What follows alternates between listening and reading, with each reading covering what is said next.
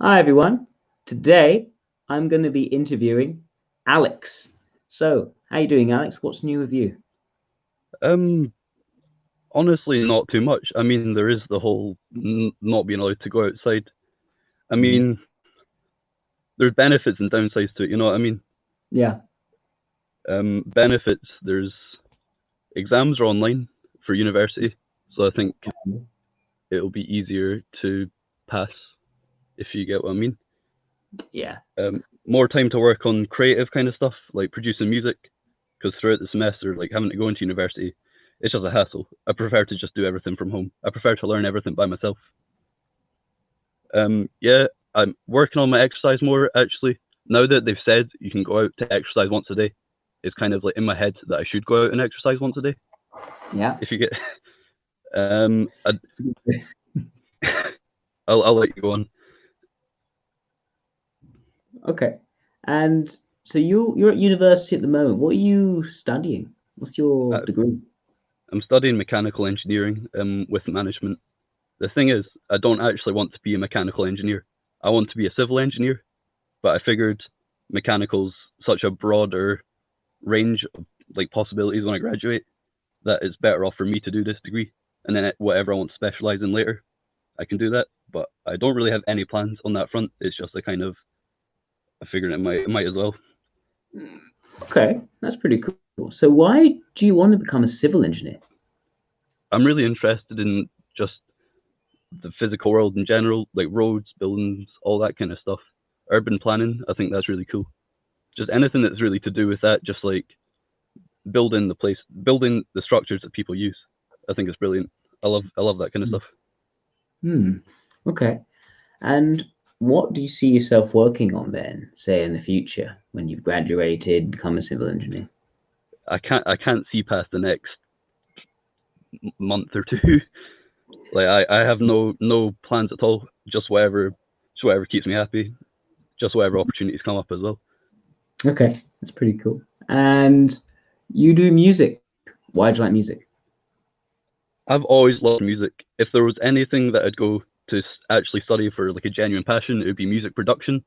Hmm. But I'm also interested in engineering as well, so I figured that's probably the better route to take, and I can just keep music production as a hobby. Okay, so why music production specifically? I've always been into like drum and bass kind of hard like electronic music since I was about 12 maybe. I Yeah. don't know why music production. I don't feel like I'm that good at it. I've hung around with some of my mates, and the way they make a track is so like it's so organic and so it just flows. It just comes out. Whereas for me, I feel like I'm preoccupied in all the technicalities, and it comes out too mechanical or robotic. Ah, okay. So the mechanical stuff you're more oriented around, and so Yeah, production. Do you see yourself as more of a, I don't know, of a producer, as a yeah, more of a like a producer than an artist, I guess. More of someone on the mix and mastering, like sound design kind of side of it, I guess. okay, that makes sense. Okay, that's cool. So you said you've been exercising. How do you like to exercise? Um, I've got a beaten mountain bike that I use. I just go cycling on that. Hmm. The other day, I don't know if you've heard about the run 5 kilometers, donate £5, nominate 5 people thing. Hmm. There's a That's pretty challenge cool. like that going on. So my friend nominated me to run 5 kilometers, and I've not run since high school, which is about 4 years ago. Yeah. But I managed to get 5 kilometers in like 35 minutes, I think it was. But I was dying afterwards. I got Hmm. home, walked up the eight flights of stairs in the house, got Hmm. to the bathroom, and just collapsed for 5 minutes. It's awful. I see. Whereabouts in you do? I know you have a Scottish sounding accent. So whereabouts in Scotland are you from? I'm from the borders, but I'm studying in Aberdeen just now. Yeah. Hmm. Nice. Hmm. I could do with a change of scenery myself, but I can't get it for the moment. Maybe we can swap for a week. But Yeah, no, especially as summer's coming around. Okay. Let me see. So, what other hobbies and interests do you have? I've got an interest in socionics for about Hmm. the past 3 years. One of my hobbies is editing. There's this map called OpenStreetMap where you can just map everything yourself, basically. It's like Wikipedia for maps, I guess. I'm interested in mapping out Aberdeen and just general Scotland at the moment, not really explored much else. Okay. And other hobbies and interests, I don't know, it comes and goes. There's like a bunch of different things that I'll get interested in for a while. I guess cars, I'm interested in cars. I've never really had, I used to play video games as a kid, but maybe for the past 6 years, I rarely, if ever, play video games, and if I do, it's only racing games. Yeah. Okay. So why did you get into socionics? What motivated you towards that? In high school, it's probably the same story as everybody. Someone introduced me to MBTI. I figured out that there's socionics as well. Socionics seemed to make much more sense. It wasn't just placating. It wasn't just like, you're good at this, you're good at this, no downsides. It was pretty like, the Russian literature is pretty honest about how it manifests. And I was really interested in the type relations between people. At first, when I got into it, I was more just researching, trying to find out about myself. But maybe for the past year or so, I've been trying to like connect everything, one big like intertype relation, just trying to connect all the people in my life, trying to get together. I speak really quickly, by the way, so if there's anything you need me to repeat, I'll say it again. That's fine. So you're using it as a means of connecting more with other people. Is that right? Yeah, I'd say that. Okay, interesting. So what do you like about mapping out Aberdeen? I love it. I love just having it as accurate as possible, getting every single like little detail, getting all the walls, all the people's gardens, that kind of stuff. And I'll go on and I'll see things have already been mapped, and I'm like, but it's not accurate. Like that is the right building, that is the right road, but it's not following it as accurately as it could be. So I like to like edit that as well, kind of. I see. Makes sense. What sorts of things tend to irritate or frustrate you, Alex?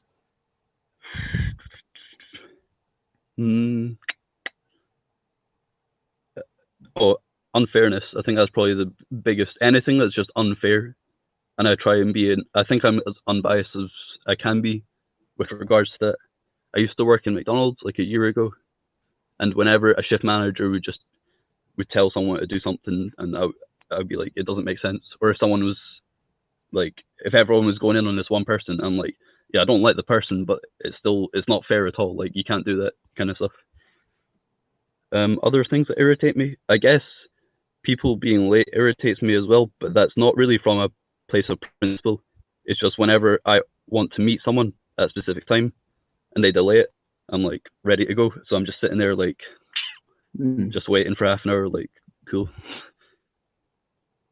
So is being ready to go something which is quite common for you? Yeah, I think I'm always ready to just I'm never like, I don't need like time to, I'm not like, yeah, give me 5 minutes. I'm just like, let's go now. Let's do it now. Okay. How do you wind down and relax? I don't know. I find it really hard to like relax, I guess. I don't know. I don't find it that hard to relax. I feel like I'm always relaxed, but then I feel like I'm always ready at the same time. I never really feel that stressed out. I guess just, I don't know, listening to music, reading stuff online, I guess. Okay. You see. What sorts of things do you still feel you need to improve on? Being able to open up to people close in my life, I guess. Because I feel like I've got no inside core. Like people are always like, they have like visions and stuff like that. It's just like, it feels like I'm not a real person. It feels like I'm just living, if you get what I mean. Yeah. No, I see what you mean. I think I see what you mean. Do you have any... Sorry. Go. I wish I could be less anxious about the future. Like for this interview, I felt fine until about 10 minutes beforehand. I started getting really nervous. I was like, oh, but I'm like, there's no reason to feel that anxiety, you know what I mean? It's just, whenever I think about things in the future, I think what can go wrong will go wrong. But I don't see it as that bad of a thing, because it means I'm always really cautious. But then at the same time, I feel like I'm impulsive as well. It's hard to explain. Okay. It's like Yeah, okay. So you're seeing different possibilities of what could go wrong, and you think all of them will go wrong. No, I just get like the worst one in my head, and I'll think the worst one will happen. So I'll try and avoid that happening. Okay. And what do you usually do to avoid the worst situations happening? I'm trying to think of an example. I can't think of an example, but I always try to be as cautious as possible. Try to be as honest as possible, because I realize that lying gets you in trouble if they ever find out that you've been lying. But if you lie and no one ever knows that you've been lying, I guess it's fine. Kind of thing. I see. Yeah, no, fair. And let me see. So you say you don't really look ahead past the next few months. So how come you don't tend to do that, but you can also see the worst outcome? Well, I don't have any like concrete plans. I had a plan, so I'm finishing third year just now, and my like vague plan was find a internship or something for the summer. Obviously, can't do that now. Luckily, last summer, McDonald's wouldn't let me take a holiday for July or August. They were like, too many people have taken holidays, and I was like, I'm like your best worker. That's so disrespectful. So I've fleshed out my CV, sent it off to two companies for 2 part-time technician positions. Got one of them. So I've just been working part-time there ever since, and apparently I'm a key worker right now, so it worked out for me. It's very good. Okay. But also, so you're doing that, but then how do you balance that with what you said before about you're seeing the worst outcomes? I just get really paranoid. Say like, for example, I wanted to go do graffiti somewhere. I just couldn't, because I'm like, oh, as soon as like I'll be walking around with a spray can and the police will drive past and they'll see me spray painting. Like I'm just like, oh, I'll get in trouble for this somehow, so I just won't do it. If that makes sense. Right, I see. To do the worst outcomes actually tend to happen? No, because I feel like I don't put myself in a situation where the worst outcome could happen. So I feel like that prevents it. But then Yeah. I know logically if I went, like, the worst outcome's not likely to happen. But my head is just like, doesn't matter, it will happen anyway. Like it could happen, so it will happen. Right. How do you respond to the idea that things you want to do are impossible? I don't think anything's impossible, to be honest. I mean, I guess there'd be some things. If someone was like, I don't know, I feel like I've said before, I think I could probably do a degree in any subject if I had the motivation hard enough. I think Right. I could do it. I don't think that anything's really impossible. I don't really view that way. Right. Okay. Would you say that you are a very hard worker or someone who just is able to do things easily? A bit of both. I'm a hard worker in practical aspects. With university, I've been taking the same approach every semester, which is basically just keep up on assignments during the semester and just chill out most of the time. Then about 3 weeks before the first exam, since for engineering it's like 80% of your grade rests on one exam. Yeah.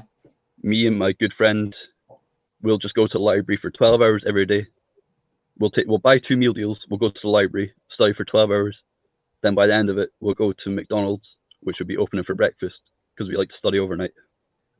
But this always works out for us because we both just bounce off each other, and neither of us we get a bit anxious throughout the semester, but we're never like stressed out. It's never too bad. So we just go 3 weeks, just blast out, learn everything, and we're not really too bothered if we like actually know it or not. We just want to pass with good grades. Makes sense. And so, do you have many friends then? I guess it depends. I've got like categories of friends. I'd say I probably have like, well, I've got different categories of different categories. I've got like a close circle of friends, but then I've got like close friends here, close friends from work back home. I've got one close friend from school, blah blah blah. And then on like the wider scale, maybe about 50 people I could probably call my friend. Okay. So like 10 close friends, maybe like 10 close friends, 30 friends and like 50 acquaintances. Yeah. If like including each one. Okay, it makes sense. Thank you. And how do you manage having very close friendships if you find it hard to open up? I've got this group of friends online that I've been speaking to for about 5 years, and I Yeah. can always open up with them. But Mhm. it just means I'll never really open up with that many people in real life. There's one guy that I like that I can speak to. I know he's always like really logical. I don't ever feel awkward speaking to him because I know he's not going to take it the wrong way. Okay. Let me see. So do you have a girlfriend, a boyfriend, anyone who's very close? I had a girlfriend last year, but I broke up with her. I see. And that level of intimacy, is that something which comes more easily to you, or is it a hard thing? No, that's definitely something I have to work on. Right. I kind of just like closed myself off. I found it really hard to speak to her, and it wasn't really even her fault. It was just a thing with me. I think breaking up with her was probably the hardest thing I've ever had to do. And I've done some pretty like physically demanding stuff, I guess. I see, that is hard. And is it a trust thing? Is it a vulnerability thing?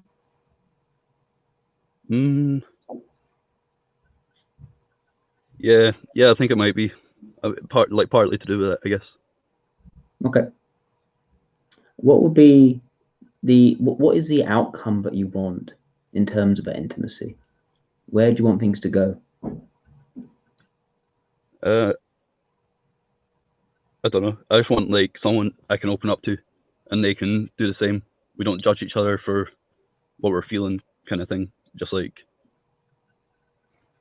being able to speak to each other without feeling like they're gonna judge you, kind of thing. I see. And when you're around people who you don't have that safety with, how do you react? How do you act differently to how you would like to act? I'm usually pretty jokey anyway. Like I never really take things that seriously, so I don't feel like it makes much of a difference. Okay. Because I can always speak to my friends online at the end of the day anyway. Okay, that makes sense. Alex, I'm thinking it might be more useful for you if I tell you what I think, and then maybe we can go through and use that rest of our time just to discuss maybe development areas, maybe things which could be helpful to you in answering your questions you might have, and also answer questions from the audience. But one thing I'd like to ask you, you've been in socionics for 3 years. Yeah. So so does it mean that you'd already considered and settled on a type? I change my mind on what type I am like every month. There's maybe five different types I went through. Right. Okay. And what is making it difficult for you to settle? What aren't you sort of seeing in yourself? I don't know how I act, and I don't know how my actions come across, really. I'm not really sure. I don't know how I act in practice, because I know the theory, but I don't know how to apply that to myself. Because I feel like I perform all different, except intuition. I think I'm an ST type regardless. Yeah, but I think so. I think that LSE makes the most sense from what you told me so far. Cool. And I'll say why. So yes, there's that ST that's focused on practical, real things. Socionics are sort of the exception, more of an abstract exception to what is mostly more concrete interests, but a breadth of interest, taking on new things, but being more comfortable in something which is real and manageable in some sort of concrete way. And even then with socionics, what you liked is that it wasn't giving you flowery language, it was giving you quite real, constructive feedback on how to do better. And this idea of taking processes and working to be as accurate and as good as possible wasn't already a theme showing up. Say with your map making, it could be more accurate, so you're interested in, you want to work on it better, make it more accurate if you can, and you like working with systems, working with different processes that people can then use, things which can help people. Like civil engineering, it's not just building some sort of robot, it's building things which people will be using in their life, things which people take, the things which people just take for granted, But you know that if you build that and you make something which is useful, then that can actually just help people get to and fro. You can see that's something that's so useful. You're not taking it for granted. Yeah. So I'm seeing the extroverted logic, making things as good as possible, that fact focus, knowing how to do things. I'm seeing quite a lot of that. Blocked with introvert sensation. So that the sort of the day-to-day practical process, making them as good as you can be, perfecting those. I would also say that I could see plenty of extroverted sensation as well, but not valued. You seem like quite a chill guy. Things don't get to you. You don't like to make things sort of too intense, but there is that constant readiness to go. You don't like being held up with things. You're balancing both that chilled, relaxing in the moment. You know how to relax, you know how to chill, that's fine, but you're in the fluid continuum with a constant ability to move and get going and mobilize on the spur of a moment and just handle things, get things done.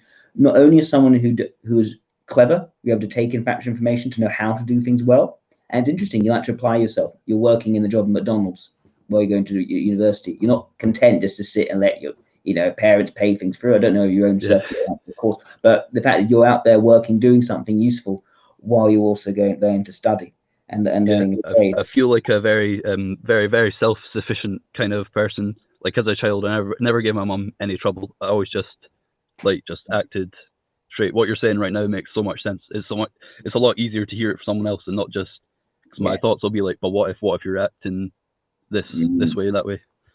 Yes, no, exactly. There is that. Is that bad? Is that bad? Is extrovert logic the main motivator, but extrovert sensation is that very large fuel tank, which is allowing you to accomplish a lot, but at the same time it's fuel efficient. So you're overreaching, you're not over intensifying a situation. So both sensations are in perfect balance, you could say. But I think the valued one is the introvert sensation. The other one's just demonstrated the extrovert sensation. Now, in terms of ethics, we can see that sort of more happy, more positive side to you, which is more likable. You don't seem to have trouble with people liking you. You're managing that okay. It's not a question of sort of taking it for granted, though. It seems to be something you've learned to do. It sounds like more of a role function. You're managing extroverted ethics. No one's getting the wrong impression from you not managing that in a bad way. What you are really lacking, but wanting to get better at is really opening up to that single one-to-one where you can have this relationship of trust. You can open up completely, bare your soul to that sort of person. They can accept you for who you are. And having that strong connection of trust and being able to talk about anything with them. The thing about LSEs and LIEs, extroverted ethics like a role. They don't like to do it. They don't want to just be this way for other people. They want to have someone who just allows them to be themselves, who just accepts them for who they are, look into their motivations, into their intentions, and can also explore that and accept that, especially for an LSE will be an EII. Who wants less judgmental, good faith judgment instead, who knows that you're a good person and can help to explore that with you and have that sort of insight. Because what you seem to be lacking is one, being able to open up, have those close connections. It's scary for you to do that, despite the fact that in the external world you're very tough. In the external world you can manage so much. It's that internal personal world is when you feel a lot more vulnerable. Also, you lack that reflectiveness. You lack the ability to look at what you're doing and think about what are the trends, what are the patterns that are coming out of this. Where am I going? Where are things going? You tend to focus in terms of what's next month. You won't be able to have a sort of long, a concrete plan, basically a planned out sense of where things are going. It's a mixture of a concrete with the abstract, and you weren't able to sort of do that. You could do concrete stuff all day if it's not brought into some sort of long, far-reaching plan. And instead, what you do is use your extrovert intuition, that breadth of interest. You are curious. You want to find out new possibilities, to be open to new ways in which you can grow and develop and become better as a person. But that's everywhere. It's all possibilities, stretching out, right? And you like to explore different possibilities, especially if something practical which you can use.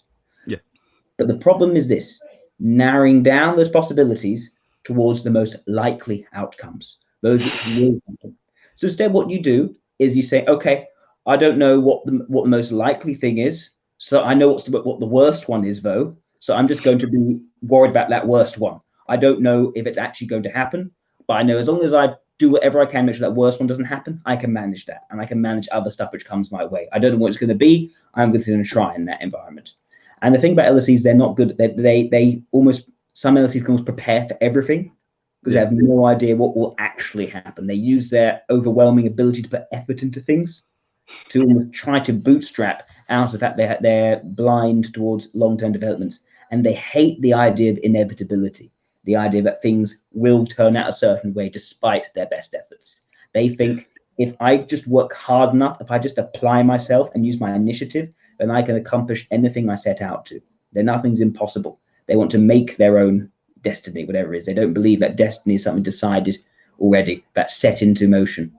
And so they reject that. They focus on possibility, not inevitability. It's their vulnerable function. They don't do it very well, and they're not good at reflecting internally and seeing what is under the surface, beyond the surface data.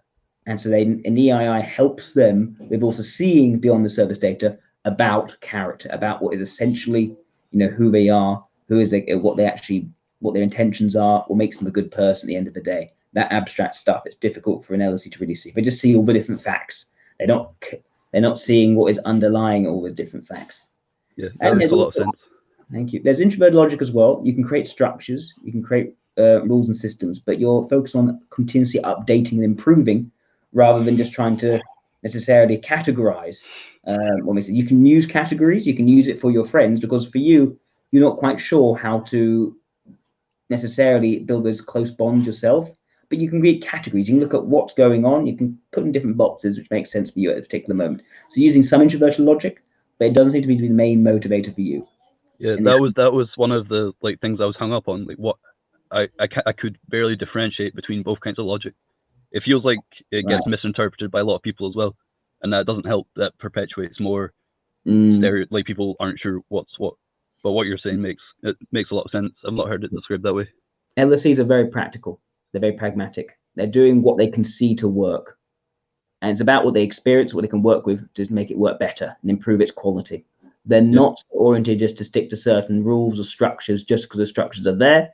They don't want to preserve the integrity of any existing structure. Yes, they can expect the rules if they need to. They can play by the rules if they need to. They can see what they are. But as soon as they see this could actually be better, I know how to make this better. I can say I can manage it. I'm not going to hurt anyone if I do this. I can gauge this for myself. They may bend or even break the rules and people aren't watching because they know it's going to be fine. They know they can actually make it work better. At the end of the day, it's about the spirit of the rules, not about the rules themselves. And they're always about that spirit and what actually leads to good results, even the short term in the local results. So yeah. They're not about, look, I don't like this thing in here or that thing in there because that doesn't quite go with that and doesn't inconsistent. They're fine with inconsistency as long as it is practical and it works.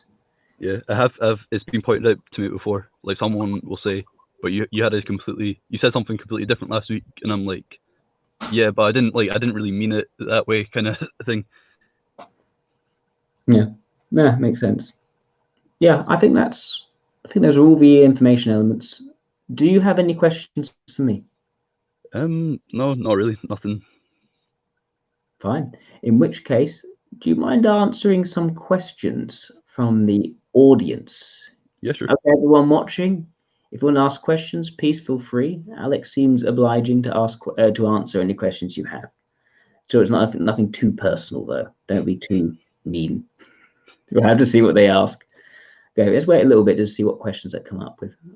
Here we go. Here's one from Jamie. Right. What traits in a person annoy you? What traits do you like? We talked about what irritates you, but not about traits. So actually, that is a different question. Traits in a person.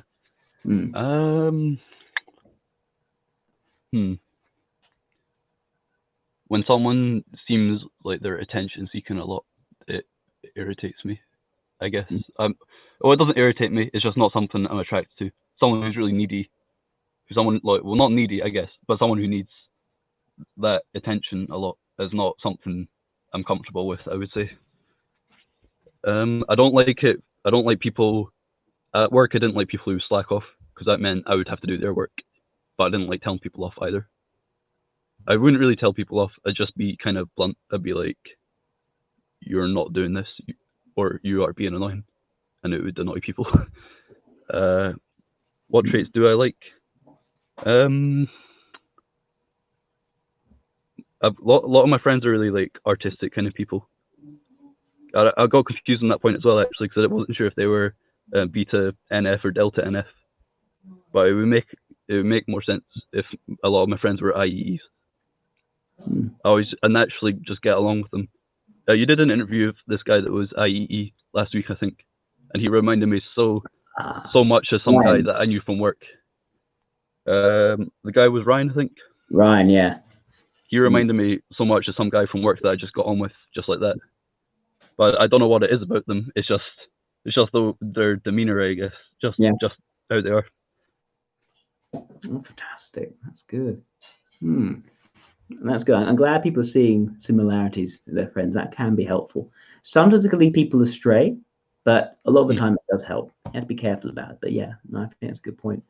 And didn't we say about turning people off? You tend to be more direct, but not like you don't actually like the sort of telling off. What about a situation where someone's really messing with you and really, you know, trying to take the piss? Yeah, I'll be straight up. I'll put my foot down, and I think that surprises people because I'm not really a foot down kind of person. But I'll do it in the moment. I'll be like, "Come on, mate, stop mucking around. Like, we need to get this stuff done. If you thought I'd be here." Yeah, makes sense. Oh, something's paused. It's paused. The connection become funny. It's better now. Good. Sorry, something happened to my Wi-Fi there. No, that's fine. I think it was yours. Yeah, good. I'm just so used to it being my fault today. It's been really bad today because of the limited bandwidth of people watching TV shows, which they want to do, of course, but it's just limited bandwidth. Right. Here's one from Fayt. During conflict, do you believe you're someone who prefers offensive actions, first action, or do you prefer to counterattack to defend? I think offensive all the way, but it's not. I don't know. Yeah, during conflicts, I'll just be like, I'll get heated and I'll say things I don't mean. I guess I'll be like, I'll just, like swear at them or call them an idiot or something. But they know my personality. You know that's not what I actually think. I just say it in the moment. I'm just like, how can you believe that? That's stupid. You're a moron. But like, I don't really conflict with that people much in real life at all.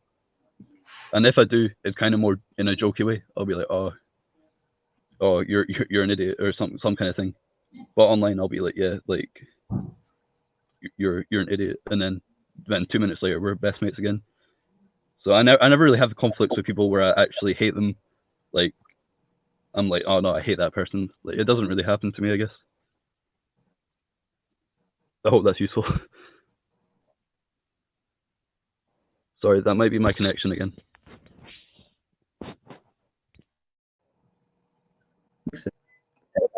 No, this was me. This was my Wi-Fi.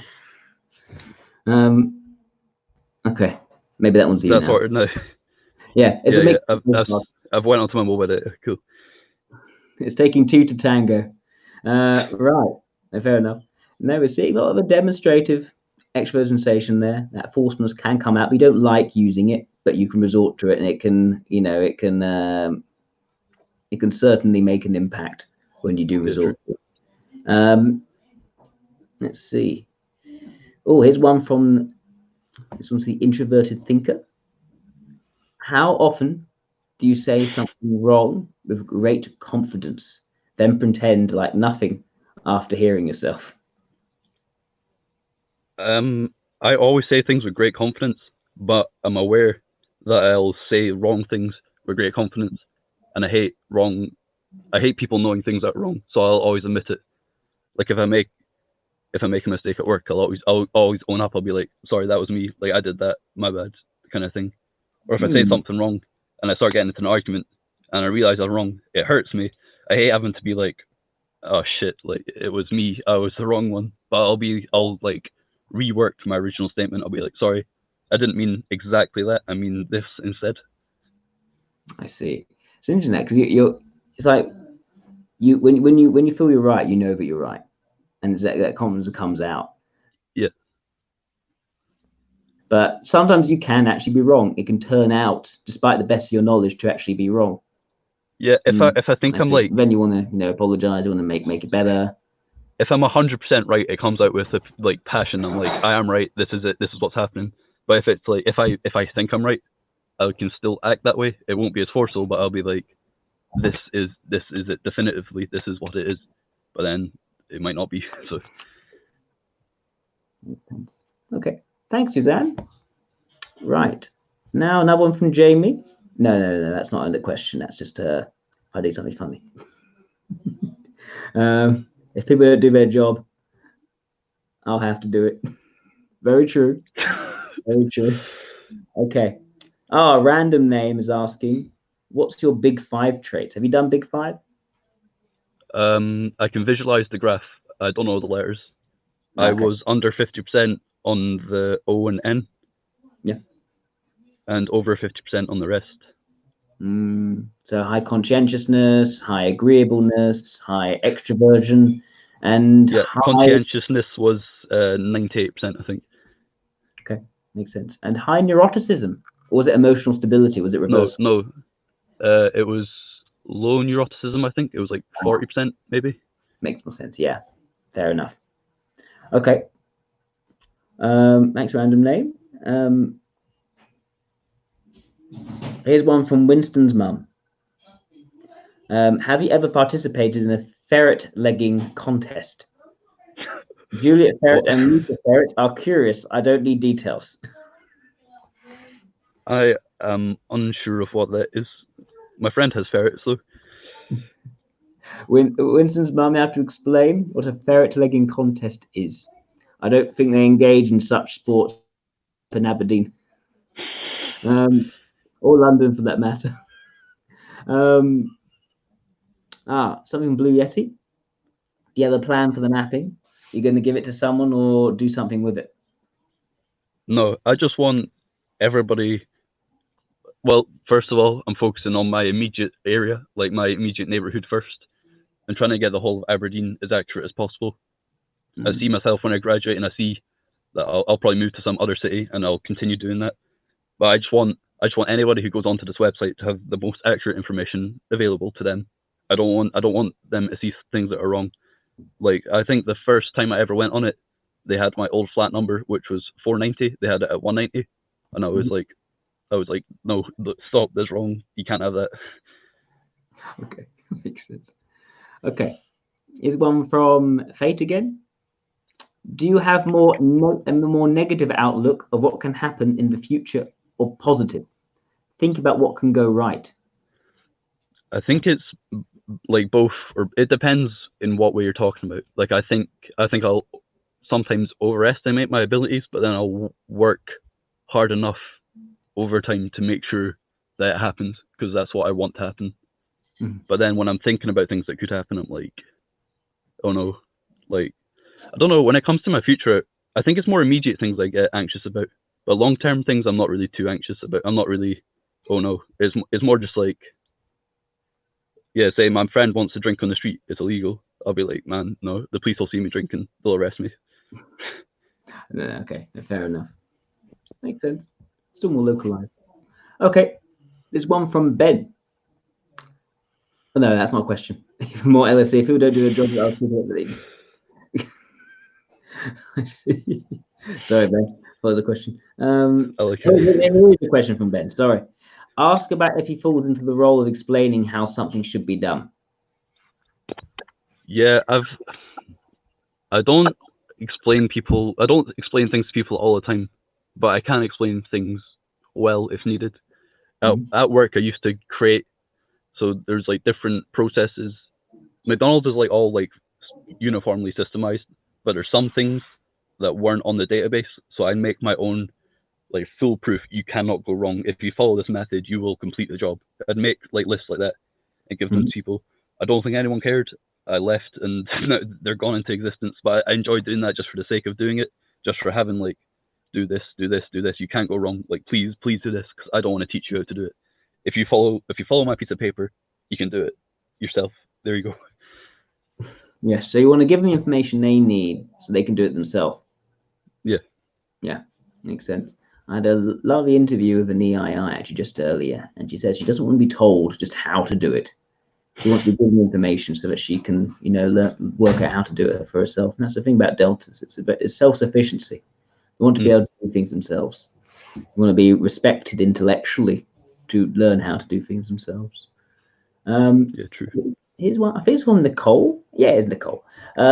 Would you consider yourself a cautious person or a person who likes to take risks?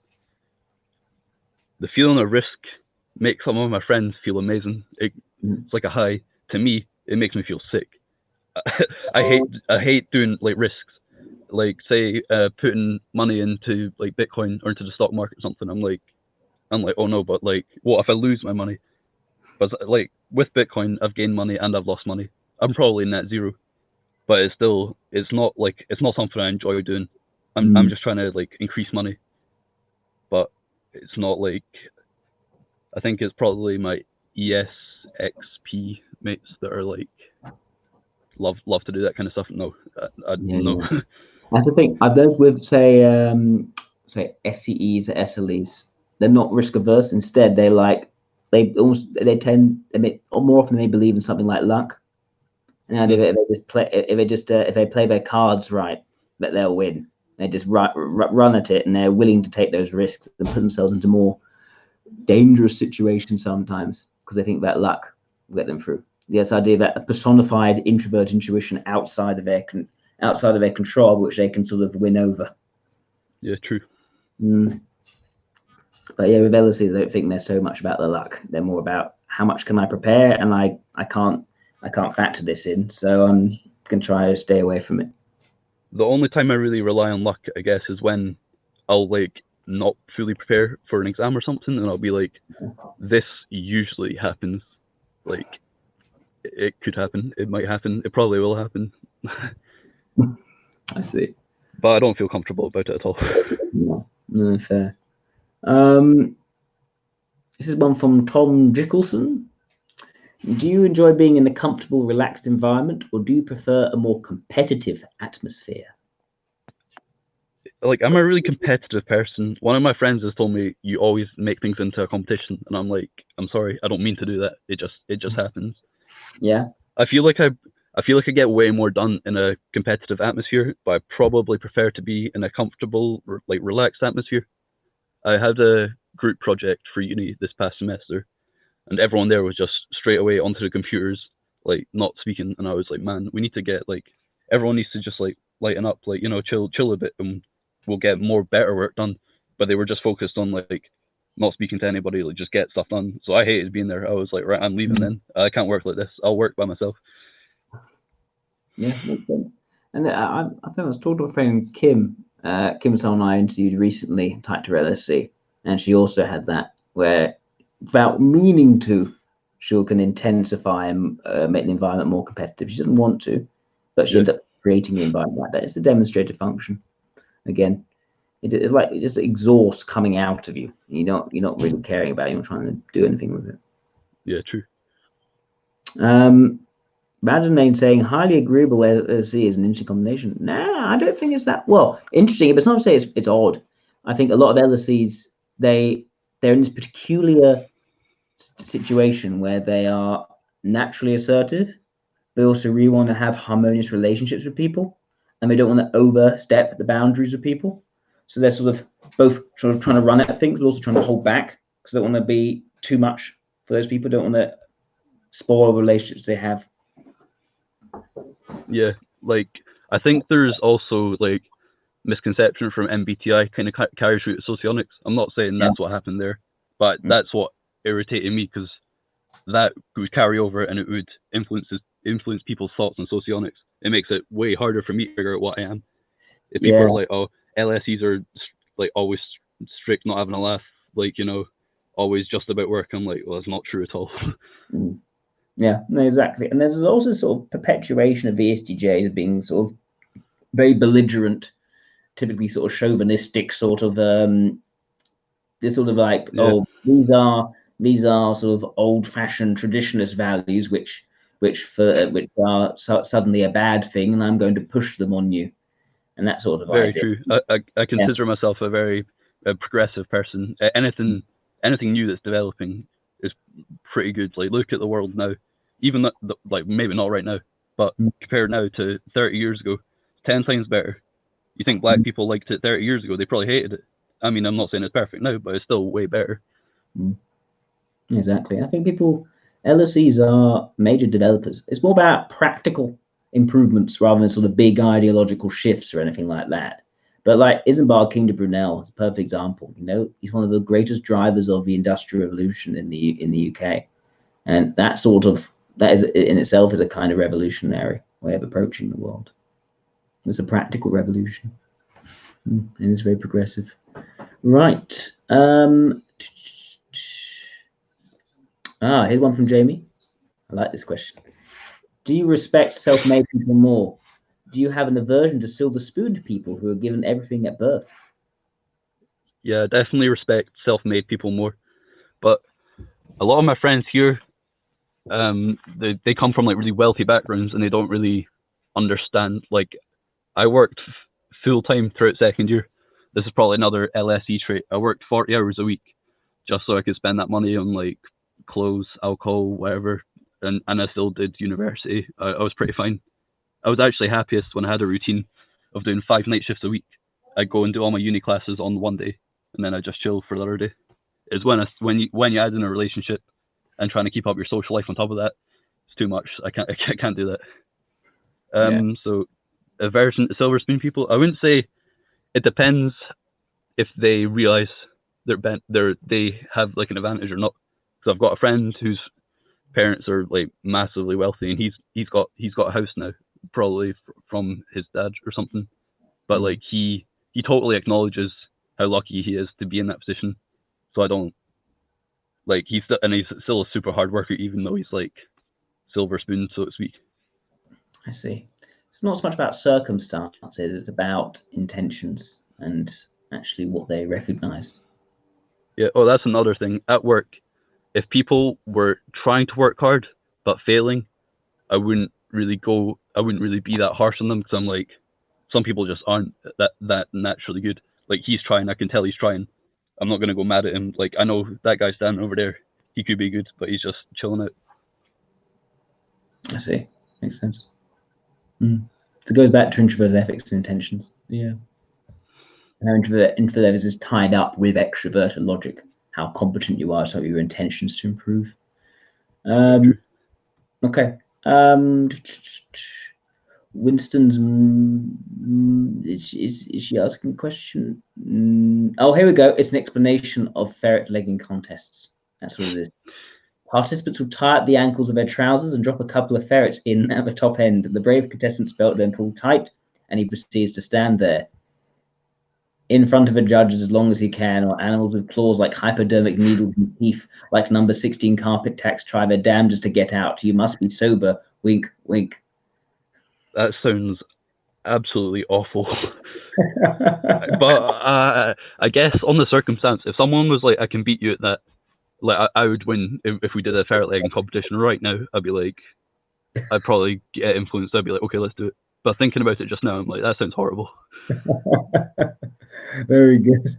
Thank you for that, Winston's mum. I appreciate it. Let's see. Right. Let's see. Here's one from Hypatia 9. Do you do any community work or volunteering? I've done volunteering before, I guess. There's a charity that looks after sick kids at McDonald's, and I would help with events for that. One day I just went around dressed as a big Pikachu, getting donations off all the families the whole day. I mean, that wasn't even really for, like, usually I do things just because it looks good on my CV. That was just, I don't know, just a kind of thing I wanted to do. I wanted to do more community work last year, but I was working night shifts and I didn't have any time to do it. That was actually my plan for this summer, because I'd still be if the whole coronavirus stuff wasn't happening, I'd still be just working 2 shifts a week. I was like, well, I might as well do volunteering, something that I enjoy. And my mum was like, are you sure? I was like, no, I've got plenty of money from working, like, I'm fine. That's the kind of thing I want to do. But then, I mean, I guess I still can do that, actually, because they'll probably need a lot of volunteers for the NHS and stuff. I've not actually thought about that. But yeah, I'm interested in that kind of stuff. It just depends on my circumstances at the time. I know they take a while. I've applied for giving people phone calls. So I think I'm going to be better than that. Then I'm not qualified to do anything for sort of filling in that on the wards. My fiance is. intensive care at the moment, but she's helping at intensive care as a healthcare assistant. She's meant to be a physiotherapist, but they're just using her as that at the moment. They need her to fill that slot. But yeah, I tried for the phone calls. They haven't got back to me yet. I think it's because I didn't say I had my DBS form with me because it's at my parents' and perhaps out of date. Yeah, but hopefully they'll get back to me soon. But yeah, you can apply to do that. I recommend it. Let's see.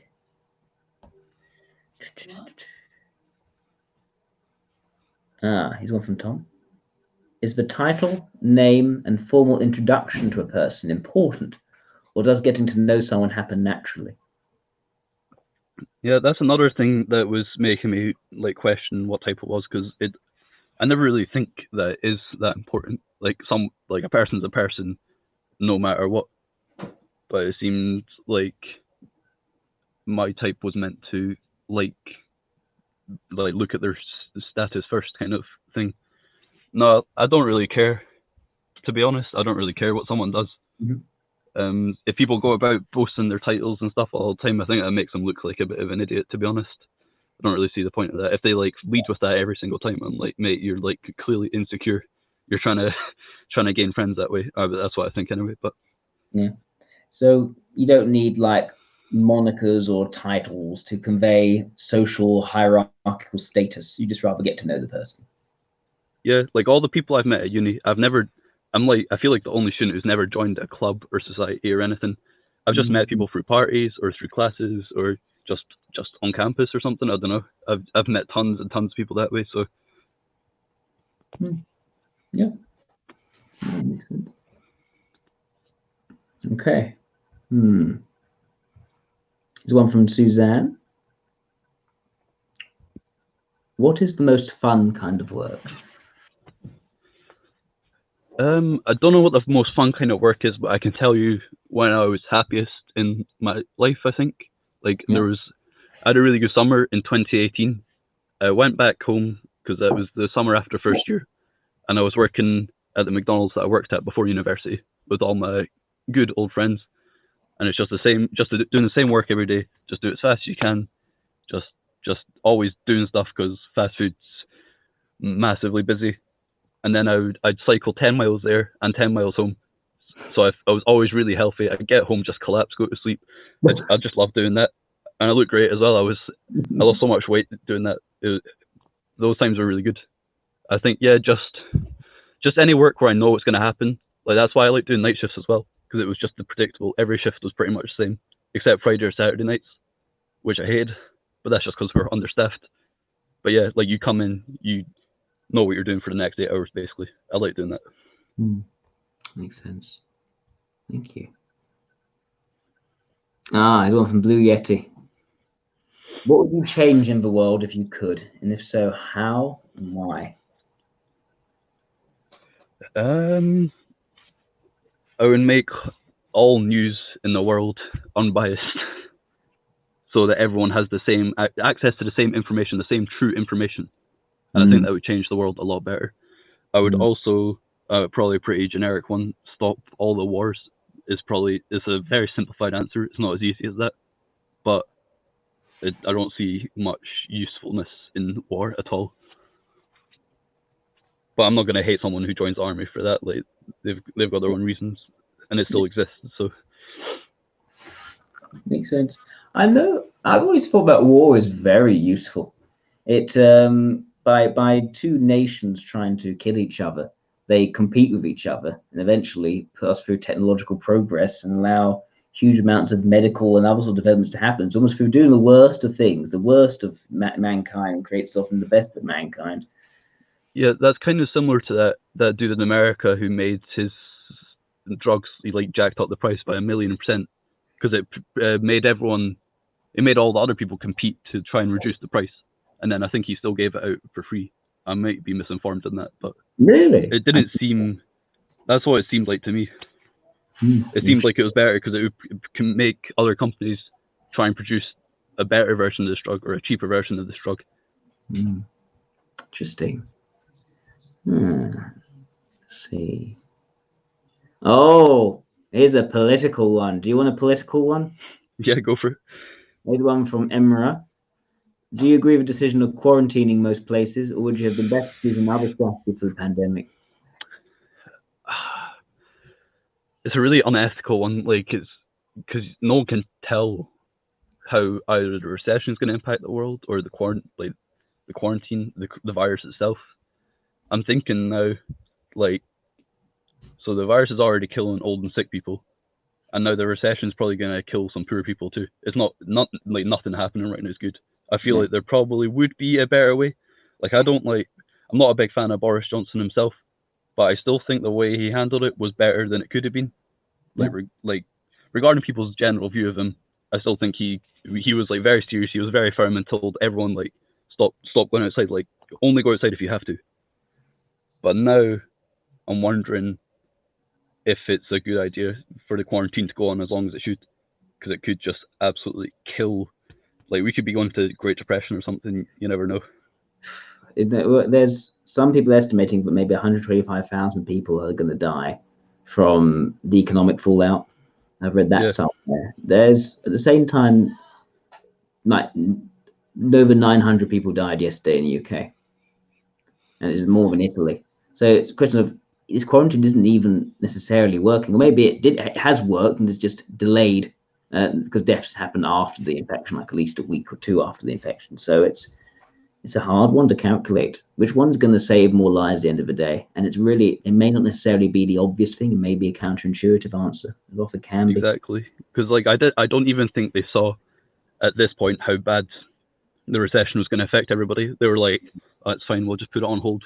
But now they're like, oh shit. Like, I think in America, I feel sorry for all the people in America who like want to stop it spreading, because there's not hating on America or anything, but it just seems over there that less people are taking it seriously. It's kind of the same in Scotland as well. Honestly, I don't know if it's Scottish people, but they just seem to take everything as a joke. Like, I looked out my window, I saw kids at the play park today. You're not meant to go to a play park. Oh my goodness! You shouldn't be like. I get that your kids are driving you nuts in the house, but just go for a walk. Don't let them play on the swings. It doesn't make any sense. Oh goodness! I got well, where I'm in London, we got in North London, quite a large Jewish community. I'm part of a Jewish community, and we're just so socially oriented, just rooted in the culture, rooted in the religion. You can't do your prayers about 10 men in the same room. So there is also not really taking it as seriously compared to other people. Lots of kosher shops, people crowding in. It's spreading like wildfire. I think a lot of the infections in London have been driven by some of the Jewish community in North London. You know, probably friends of my parents and other people. It's not good. Yeah, my mate lives in West Finchley, and he's been saying the same thing.